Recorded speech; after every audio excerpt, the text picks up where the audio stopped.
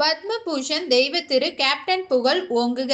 தேமுதிக கழக பொதுச் செயலாளர் மக்கள் தலைவி திருமதி அன்னியார் அவர்களின் ஆணைப்படி வருகிற 6/1/2025 திங்கட்கிழமை காலை 9 மணி அளவில் கண்டன ஆர்ப்பாட்டம் எனது தலைமையில் நடைபெற உள்ளது.